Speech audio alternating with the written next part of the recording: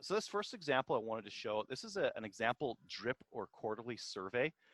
We start over on the left-hand side with account purchased. Now, you build this inside an email platform or a marketing automation platform. The example I'm giving here is used with Active Demand, which is our marketing automation platform, but it will be similar in other marketing automation platforms as well.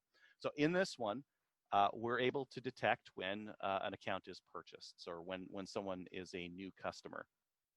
You could do this by manually adding them if you only have a couple, or synchronizing it with your CRM. So if your salespeople mark the sale as closed in Salesforce or Pipedrive or whatever CRM you have, Microsoft Dynamics, you could connect that with your email program or Active Demand so that you detect when those accounts are purchased. This is how I have mine set up. Account purchased, time to go into the survey grinder.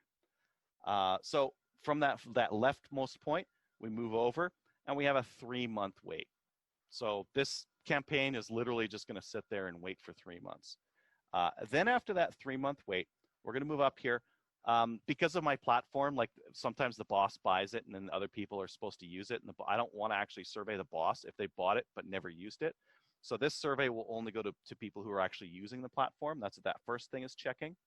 The second thing is just making sure that we haven't emailed them in the last day. Sometimes just depending on how emails like clutter up against each other, I don't want to hammer someone with like 3 emails in a day, for example. So this one will make sure that they haven't got an email in at least 24 hours. And then we send an email to them. Feedback request 1. Hey, you've had the product for 3 months. We're just interested in hearing your feedback on it. Click here to fill out a survey.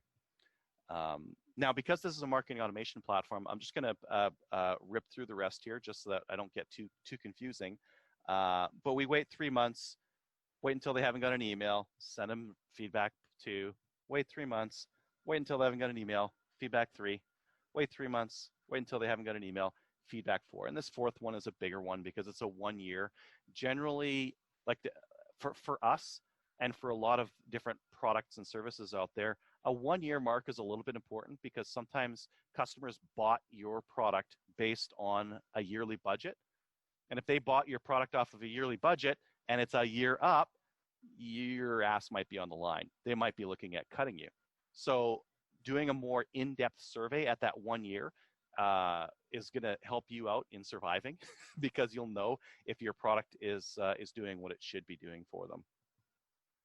And then this thing just keeps going. It just doesn't stop. It just keeps running. So after that 4 year, I wait 3 months and I go back to the first one. We just keep going round and round and round. Now, a couple of interesting things about this one. Goal on this one, I don't really have one. Like I want them to fill out the surveys, but I don't want to kick them out if they fill out a survey because I want to get more of them.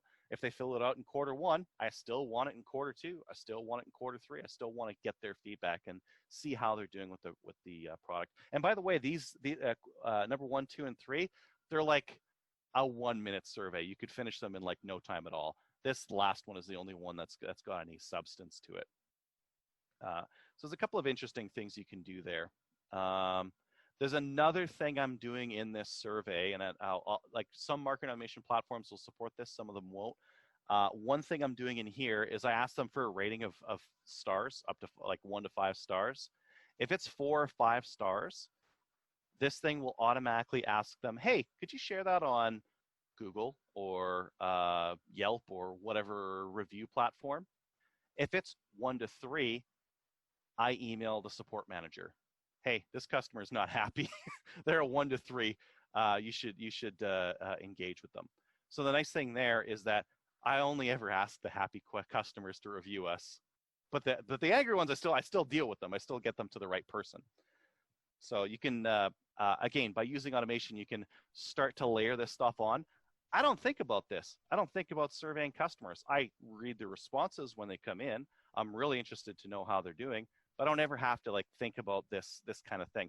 I remember doing this kind of work for some of my clients, and it was a big production. Like every year, okay, what do you got to do? Okay, first we got to get the list of customers. Okay, I got to bug this person, this person, this person, get this big list of customers. Okay, cool. Now I got to crack out this email I sent a year ago. I got to put it in SurveyMonkey, or I got to put it in whatever platform. And now I'm going to send the thing out. But this one customer, they've only been with us for 1 week. Should I email them? Like, it's just a pain in the butt.